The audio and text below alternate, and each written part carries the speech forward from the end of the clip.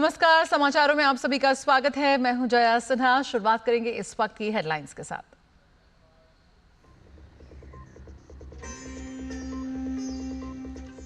तो ऑपरेशन सिंदूर पर आज लोकसभा में शुरू होगी 16 घंटे की चर्चा। रक्षा मंत्री राजनाथ सिंह करेंगे शुरुआत। विपक्ष की ओर से राहुल गांधी और अखिलेश यादव समेत कई नाम शामिल।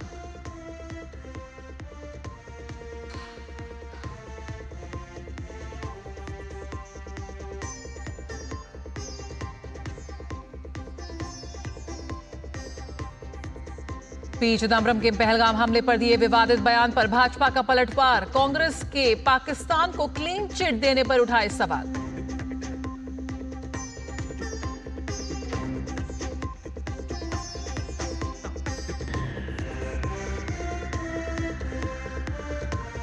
हलचल भरा रहेगा सुप्रीम कोर्ट में आज का दिन। बिहार एसआईआर समेत जस्टिस वर्मा कैश कांड मामले में होगी सुनवाई। दिल्ली सरकार की पुरानी पेट्रोल डीजल गाड़ियों पर प्रतिबंध केस पर भी कोर्ट करेगा गौर।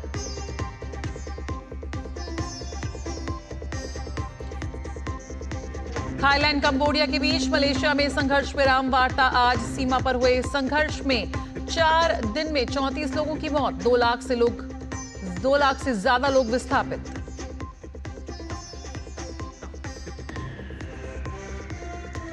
और फीडे महिला विश्व कप की विजेता का आज होगा फैसला। ग्रैंड मास्टर कुनेरू हम्पी और दिव्या देशमुख के बीच होगा टाई ब्रेकर मुकाबला।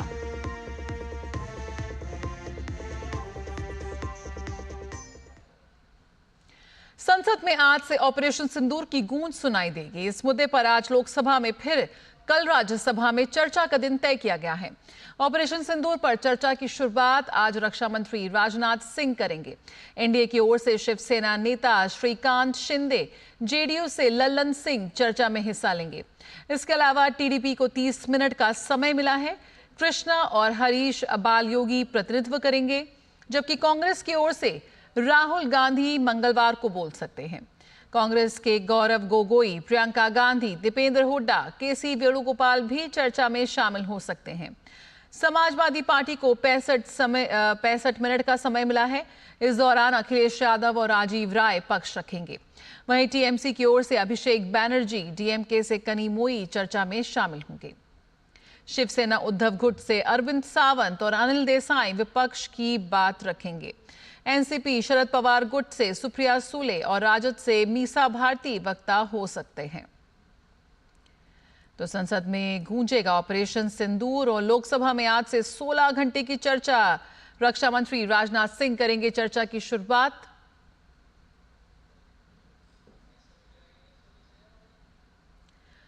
और भाजपा नेता दिलीप घोष ने संसद में आज ऑपरेशन सिंदूर पर होने वाली चर्चा पर कहा कि ये बहुत अच्छा है कि हमारी सेना के पराक्रम की कहानी, हमारी सेना, हमारी तकनीक कहां तक पहुंच गई है, हमने पाकिस्तान को कैसे तबाह किया है, ये सारे मुद्दे सामने आने चाहिए। सेना का जो वीर गाथा, आज भारतीय सेना, हमारी टेक्नोलॉजी कहां तक पहुंचा है, कैसे कैसे पाकिस्तान को हमने निस्तानाबूद किया है, और एक बार नहीं है, 4 बार 5 बार किया है। ये सारा विषय सामने आना चाहिए। जो विरोधी नेता बार बार देश के जनता को भ्रमित करने का प्रयास किया कि सेना किया ही किया है, सरकार क्या किया है, जिनका हिम्मत नहीं होता पाकिस्तान को पूछने को, चाइना को पूछने को, वो भारत सरकार को पूछते हैं। तो इसलिए उसका जवाब मिलेगा केवल नहीं, देश की जनता को सारा सेना की जो बलिदान है, जो लड़ाई है, उसका सारा जानकारी होगा। राज्यसभा में आज समुद्र के द्वारा माल वहन विधेयक पर चर्चा को आज आगे बढ़ाया जाएगा। 23 तारीख को पतन, पोत परिवहन और जलमार्ग मंत्री सर्बानंद सोनोवाल ने इस बिल को चर्चा के लिए पेश किया था। लोकसभा से पारित ये विधेयक भारत के एक बंदरगाह से भारत की दूसरे बंदरगाह या दुनिया के किसी भी बंदरगाह तक माल की ढुलाई की जिम्मेदारियों, देनदारियों, अधिकार और छूट से संबंधित प्रावधान करता है। उच्च सदन में नवनियुक्त सांसद शपथ लेंगे। साथ ही प्रश्नकाल के दौरान विभिन्न मंत्रालयों से कई अहम प्रश्न पूछे जाना भी सूचीबद्ध है।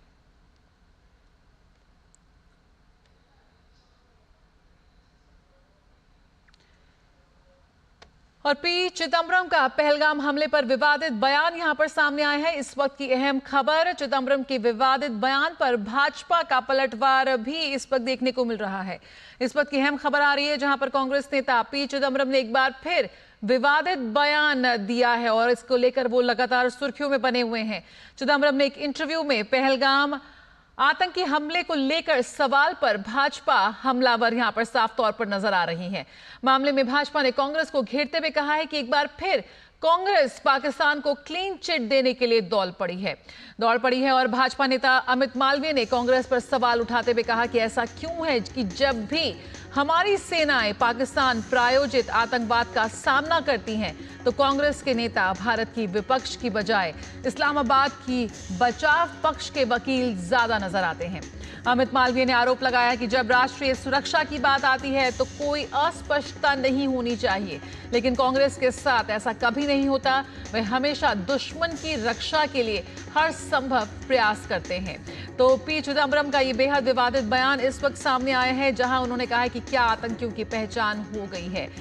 जब आज संसद में अहम दिन है, ऑपरेशन सिंदूर पर चर्चा यहां पर होनी है संसद में, ऐसे में संसद से बाहर चिदम्बरम एक बार फिर बड़े बोल बोलते हुए नजर आ रहे हैं। इसको लेकर यहां पर भाजपा का पलटवार भी आ चुका है और भाजपा ने कांग्रेस से तीखे सवाल यहां पर पूछे हैं कि उनके वरिष्ठ नेता चिदम्बरम ऐसे कैसे भारतीय सेनाओं के शौर्य को ताक पे रखकर भारतीय सुरक्षा एजेंसियों की जांच पर सवाल उठाते हुए नजर आ रहे हैं।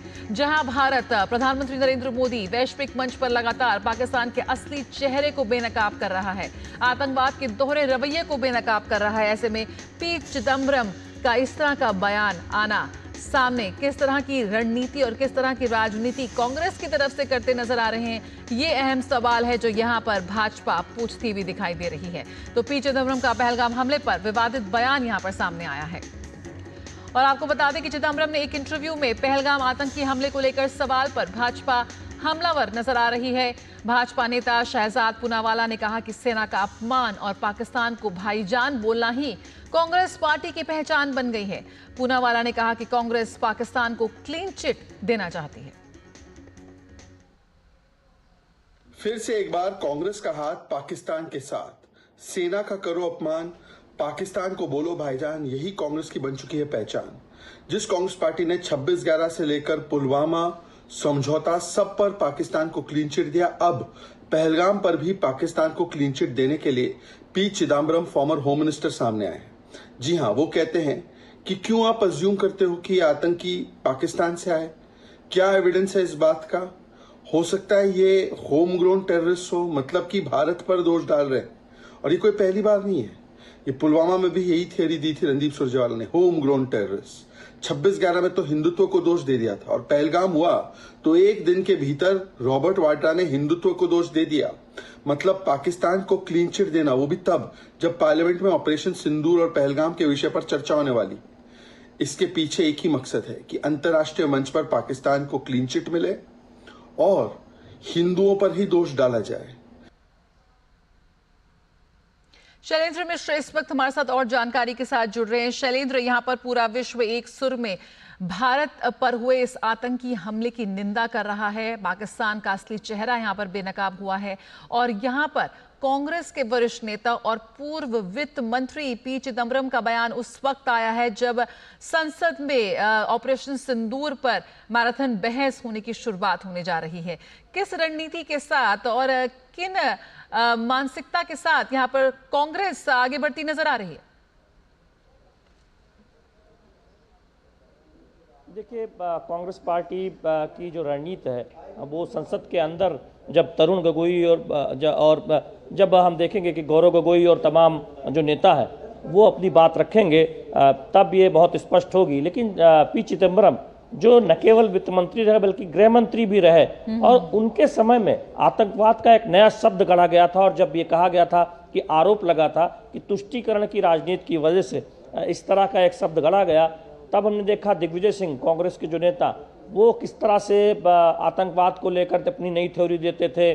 तमाम कांग्रेस के नेता किस तरह बयान देते थे। 26/11 का जब हमला हुआ, पुलवामा का जब आतंकी हमला हुआ, तो ये पहली बार नहीं है जब कांग्रेस पार्टी के बड़े नेताओं की तरफ से दरअसल पाकिस्तान को क्लीन चिट या फिर पाकिस्तान की भूमिका है कि नहीं, इस बात को लेकर एक संदेह पैदा करने की कोशिश की गई है। और इसीलिए बीजेपी कहती है कि दरअसल तुष्टीकरण की राजनीति की इतनी पराकाष्ठा है कि जब अल्पसंख्यक तुष्टीकरण के इस स्तर पर पहुंच जाती है कांग्रेस पार्टी कि जब 3 तलाक को खत्म करने का बिल आता है तो उसका विरोध करती है, और जब कोई आतंकी हमला होता है जिसमें पाकिस्तान में बैठे जो आतंकी हैं वो शामिल होते हैं, तब कांग्रेस पार्टी यह मानने को तैयार नहीं होती कि पाकिस्तान से आए आतंकवादियों ने ये किया है।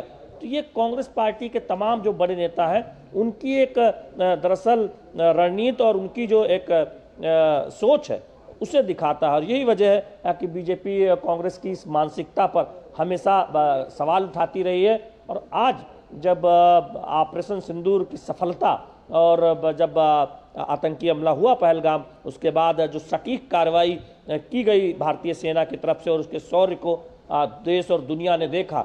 हमने जानते हैं कि तमिलनाडु के अपने दौरे पर प्रधानमंत्री नरेंद्र मोदी ने इस बात को बहुत स्पष्ट तौर पर कहा कि भारतीय सेनाओं ने जो शौर्य रहा वो ऑपरेशन सिंदूर में सभी ने देखा। और जिस तरह से जो हमारी स्वदेशी तकनीक जो हम आजकल जानते हैं कि मेक इन इंडिया के जरिए डिफेंस में हम बहुत आगे जा रहे हैं, उसका भी एक उदाहरण दुनिया ने देखा है। तो ये बहुत महत्वपूर्ण है, एक ऐसा मौका है कि दुनिया ये जान रही है कि भारत में जो डिफेंस सेक्टर है वो कितना तेज़ी से आगे बढ़ा और भारत की जो सेनाएं हैं वो कितनी शौर्य और पराक्रम का उदाहरण पेश करती हैं जब ज़रूरत होती है।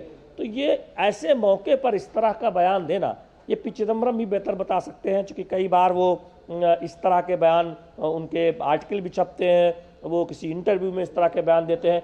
लेकिन यहाँ देश को ये ध्यान रखना होगा कि गृह मंत्री के तौर पर यूपीए के समय में जब पी चिदम्बरम गृह मंत्री के तौर पर काम कर रहे थे, तब उसी समय देश के अंदर इस तरह के आतंकवाद के नए नए शब्द गढ़े गए थे और दरअसल पाकिस्तान की तरफ ध्यान हटाकर ये कहा गया था होम ग्रोन जो टेररिज्म है वो पैदा हो रहा है। और बाद में ये सब बातें खारिज हुई।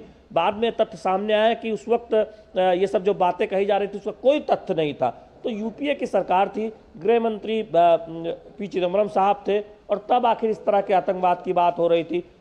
तो क्या ये तुष्टीकरण की एक पराकाष्ठा है कि पाकिस्तान को क्लीन चिट देना है, या फिर जब कोई बात आती है कि अल्पसंख्यकों के हितों की, तो वहाँ पर उनके हितों को न सोचकर उनके तुष्टीकरण की बात करनी है। जैसे तमाम जो बिल आए, वक्फ बिल हम देख रहे हैं जो जेपीसी के पास है, इससे पहले 3 तलाक पर रोक का एक महत्वपूर्ण ऐतिहासिक जब बिल पारित हुआ था 2019 में, जिससे 3 तलाक पर रोक लगी, उस पर भी कांग्रेस पार्टी का जो रुख था वो सब जानते हैं।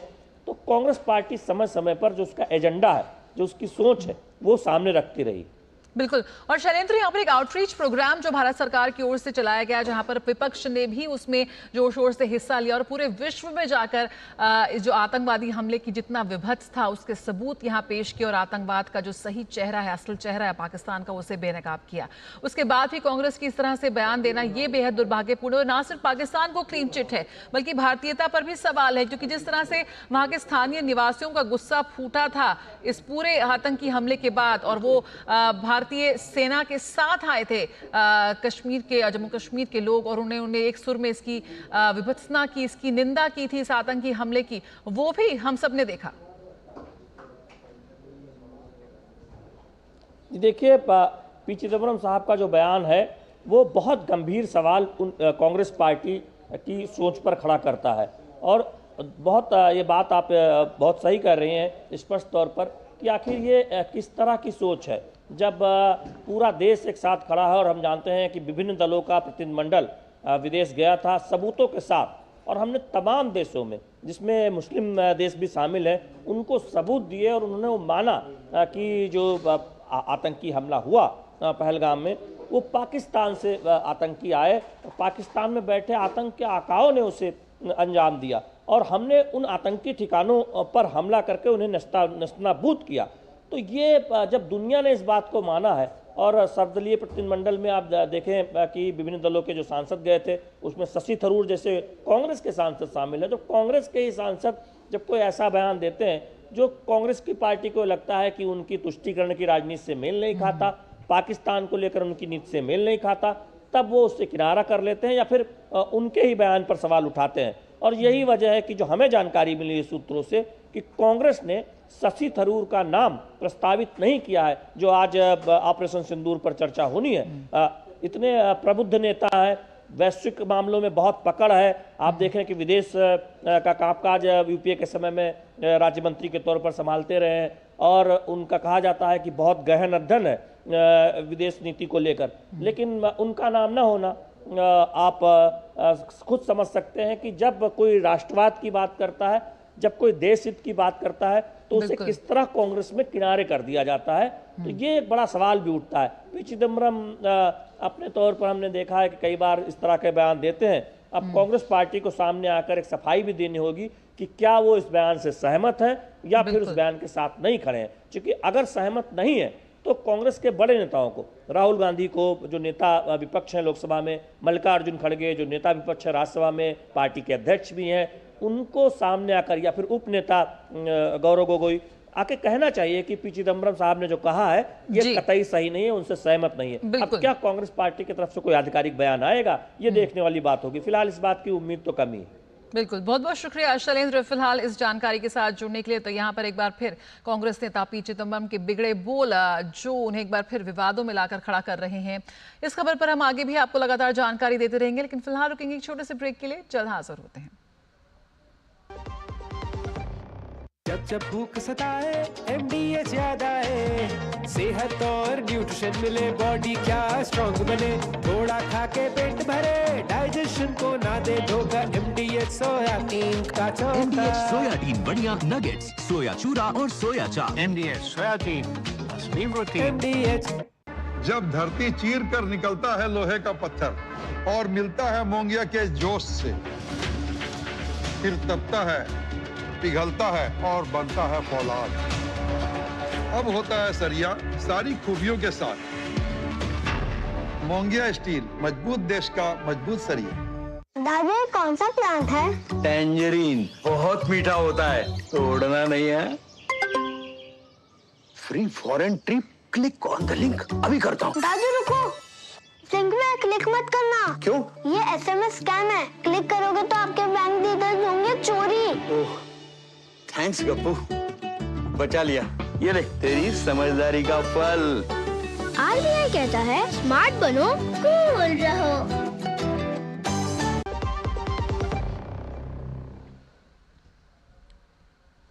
ब्रेक के बाद स्वागत है। सुप्रीम कोर्ट में आज का दिन हलचल भरा रहने वाला है। सुप्रीम कोर्ट आज कई अहम मामलों की सुनवाई करेगा, जिसमें सबसे महत्वपूर्ण बिहार में विशेष सघन मतदाता सूची पुनरीक्षण SIR का मामला होगा, जिसमें सुनवाई ही बिहार में SIR का आगे का भविष्य तय करेगी। पिछली सुनवाई पर कोर्ट ने पुनरीक्षण प्रक्रिया पर रोक नहीं लगाई थी। कोर्ट ने माना था कि चुनाव आयोग को मतदाता सूची का सघन पुनरीक्षण करने का संवैधानिक अधिकार है। हालांकि चल रही प्रक्रिया के समय को लेकर सवाल जरूर उठाया था और कहा था कि ये मसला लोकतंत्र के मूल और मतदान के अधिकार से जुड़ा हुआ है। इतना ही नहीं, कोर्ट ने सुनवाई के दौरान वोटर लिस्ट में शामिल होने के लिए निर्धारित 11 दस्तावेजों की सूची को लेकर भी चुनाव आयोग से प्रश्न किए थे और उन दस्तावेजों में आधार कार्ड व चुनाव आयोग द्वारा जारी मतदाता पहचान पत्र को ना शामिल किए जाने पर सवाल पूछा था। कोर्ट ने अंतरिम आदेश में चुनाव आयोग को निर्देश दिया था कि वह वोटर लिस्ट में शामिल होने के लिए दिए जाने वाला दस्तावेजों में आधार कार्ड, मतदाता पहचान पत्र और राशन कार्ड पर भी विचार करे। सुनवाई की अगली तारीख आज की कोर्ट ने सोच समझ कर रखी थी, क्योंकि चुनाव आयोग द्वारा तय शेड्यूल में 1 अगस्त को ड्राफ्ट मतदाता सूची पब्लिश होनी है। इसे ही देखते हुए सुनवाई 28 जुलाई को रखी थी, ताकि ड्राफ्ट मतदाता सूची पब्लिश होने से पहले कोर्ट वस्तुस्थिति जान ले सके। और सुप्रीम कोर्ट में आज जस्टिस यशवंत वर्मा की याचिका पर भी सुनवाई होगी। याचिका में इन हाउस कमेटी की रिपोर्ट और महाअभियोग की सिफारिश रद्द करने की अपील की गई है। रिपोर्ट में घर में कैश मिलने के मामले में जस्टिस वर्मा को दोषी ठहराया गया है। 23 जुलाई को पिछली सुनवाई में जस्टिस वर्मा की ओर से सीनियर एडवोकेट कपिल सिब्बल ने दलील रखी।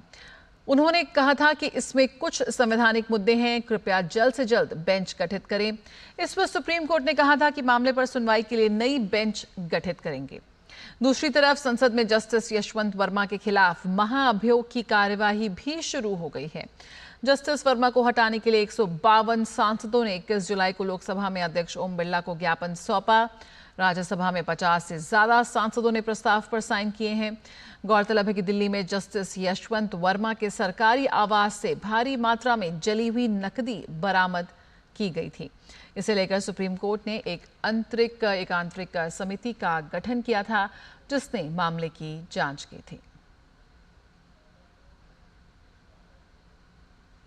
सीनियर आईपीएस अधिकारी और दिल्ली पुलिस के एडिशनल सीपी दिनेश कुमार गुप्ता की किताब policing and crime trends in India वैदिक युग से लेकर वर्तमान समय तक पुलिसिंग के इतिहास और बदलते अपराधों पर आधारित है। हमारे सहयोगी अमरेंद्र गुप्ता के साथ विशेष बातचीत के दौरान किताब के लेखक आईपीएस दिनेश कुमार गुप्ता ने कहा कि वर्तमान समय में अपराधों में काफी बदलाव आ रहे हैं। ऐसे में उनकी किताब वर्तमान समय की चुनौतियों को समझने में भी मददगार साबित होगी। Policing and crime trends in India, ये वो किताब है जो किस तरह से पुलिसिंग को परफेक्ट किया जाए और किस तरह से अपने अनुभव को इस किताब में डाला है। इस पुस्तक के लेखक सीनियर आईपीएस और दिल्ली पुलिस के additional CP traffic Dinesh Gupta ji ने। सर, पहले तो बहुत बहुत शुभकामनाएं और बधाई आपकी नई किताब के लिए। कैसे ये विचार आया पुलिस की नौकरी के दौरान कि इस तरह की किताब लिखनी है जिसमें इस तरह की चीज़ों को, पुलिसिंग को किस तरह सुधारा जाए, उस पर लिखें? कैसे सर विचार? देखिए, जब वैसे तो विचार तो मेरे मन में बहुत शुरू से ही था, क्योंकि मेरे पिता भी ये पुलिस अफसर थे, उन्होंने किताब लिखी थी। तो मेरे मन में था कि मैं भी शायद अपने पिता के पद चिन्हों पर चलते किताब लिखूंगा। फिर पुलिस की नौकरी में मैंने भी ज्वाइन किया, मेरा कैरियर बढ़ता गया। फिर मैंने बीच में LLM किया नेशनल लॉ इंस्टीट्यूट दिल्ली से। तब मेरे मन में विचार आया कि कुछ किताब ऐसी लिखूं जो मेरे अपने ज्ञान से लोगों को आगे मददगार हो सके, मेरे ज्ञान का किसी को फ़ायदा हो सके। तो मैंने फिर उस समय किताब लिखना चालू किया और धीरे धीरे ये कंपाइल होकर आज इसका लॉन्च हुआ। जब पुलिसिंग की बात करते हैं, बेहतर पुलिस पे लगातार सरकार का भी फोकस रहा है और खासकर बात करें मोदी सरकार के, तो कई सारी पुलिस व्यवस्था को सुधारने के लिए होम मिनिस्ट्री ने कई एप्रिसिएशन किया। लेकिन मैं सर इसकी किताब चूँकि लॉन्च हो गया है, मैं इसके मूल की बात जानूं कि किस तरह के संस्मरण है इसमें पुलिसिंग और क्राइम को लेके, या कुछ आपके अनुभव हैं इसमें? देखिए, जैसे मैंने आपको बताया कि इसमें वैदिक समय से में मनुस्मृति में, कौटिल्य के अर्थशास्त्र में पुलिसिंग उसमें भी लिखी गई थी। समाज में क्राइम हमेशा रहा है। क्राइम को कंट्रोल करने की हमारी जो विधि थी वो कैसे कैसे बदलती चली गई और पुलिसिंग कैसे बदलती गई, वो क्राइम कैसे पैटर्न बदलता चला गया, हमने इस चीज़ को इसमें उजागर किया है। और हमको कैसे कैसे अपने बदलाव लाना है कि जिससे कि आने वाली समस्याओं को हम अच्छे ढंग से निपटा सके, यही विशेष खिलाफ का पुलिस और क्राइम में किस तरह से बदलाव हो रहे हैं और जब पुलिस अधिकारी किसी मामले को इन्वेस्टिगेट करता है तो किस तरह से उस मामले में आगे बढ़ता है। और खासकर दिनेश जी की कुछ संस्मरण भी इस किताब में है। कहीं ना कहीं ये किताब उन लोगों के लिए भी लाभकारी साबित होगी। कैमरामैन राजकुमार के साथ अमरेंद्र गुप्ता, DD न्यूज, दिल्ली। और रुकेंगे एक छोटे से ब्रेक के लिए, जल्द हाजिर होते हैं। फिर ये डुगडुग गई कहाँ? पापा के साथ साथ सारे सपने भी चले गए। अब तो बस अपने गैराज में बैठा लोगों की डुगडुगी ठीक करता रहता हूँ और अपने बच्चों को सपनों से ऐसा कुछ नहीं। वो कैसे? पहले से लाइफ इंश्योरेंस का टर्म प्लान रखा। सपनों को सुरक्षित टर्म प्लान के साथ सबसे पहले लाइफ इंश्योरेंस। जो लक्ष्य चुना था समझ आने लगा है। जीले यूनिवर्सिटी, उच्च लक्ष्य की निश्चित प्राप्ति। और थाईलैंड और कंबोडिया के बीच आज मलेशिया में संघर्ष विराम वार्ता होगी। मलेशिया के विदेश मंत्री मोहम्मद हसन ने कहा कि दोनों ही देशों ने शांति वार्ता का हमारा अनुरोध माना है और हमारी मध्यस्थता स्वीकार की है। मलेशिया को उम्मीद है कि जल्द ही क्षेत्र में शांति स्थापित हो जाएगी। बता दें कि मलेशिया के पास इस समय दक्षिण पूर्व एशियाई देशों के संगठन आसियान की अध्यक्षता का दायित्व है। प्रधानमंत्री अनवर इब्राहिम ने गुरुवार को थाईलैंड और कंबोडिया में लड़ाई छिड़ने के बाद शांति की अपील की थी और मध्यस्थता की पेशकश की थी।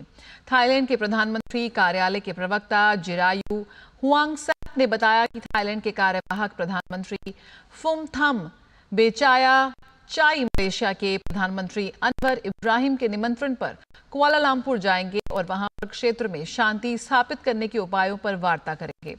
जिरायू ने बताया है कि कंबोडिया के प्रधानमंत्री हुन मानेत भी मलेशिया प्रधानमंत्री के मध्यस्थता में होने वाली इस वार्ता में भाग लेंगे। इससे पहले शनिवार को अमेरिका के राष्ट्रपति डोनाल्ड ट्रंप दोनों देशों के नेताओं से टेलीफोन पर वार्ता कर उनसे लड़ाई खत्म करने के लिए कहा था। लड़ाई जारी रखने पर उन्होंने अमेरिकी व्यापार बंद करने की धमकी दी थी। थाईलैंड और कंबोडिया के नेताओं ने लड़ाई खत्म करने की उनकी सलाह के लिए शुक्रिया कहा, लेकिन मलेशिया में वार्ता करेंगे। गौरतलब है कि सीमा पर स्थित शिव मंदिर के अधिकार को लेकर थाईलैंड और कंबोडिया के बीच लड़ाई रविवार को चौथे दिन भी जारी रही। दोनों ओर फायरिंग, रॉकेट प्रहार और गोलीबारी जारी रही। इस लड़ाई में अब तक 34 लोग मारे गए हैं और 2 लाख से ज्यादा लोग विस्थापित हुए हैं। आज सावन का तीसरा सोमवार है। भगवान शिव की आराधना के लिए शिवलिंग पर जलाभिषेक का विशेष महत्व है। सावन महीने के तीसरे सोमवार के अवसर पर देश भर के मंदिरों में पूजा अर्चना की जा रही है और भक्तों की भारी भीड़ उमड़ रही है। उज्जैन, दिल्ली, वाराणसी, देवघर और अयोध्या में लंबी लंबी कतारें देखने को मिल रही हैं और हर हर महादेव के जयकारों के साथ शिव के अलौकिक रूप के दर्शन हो रहे हैं।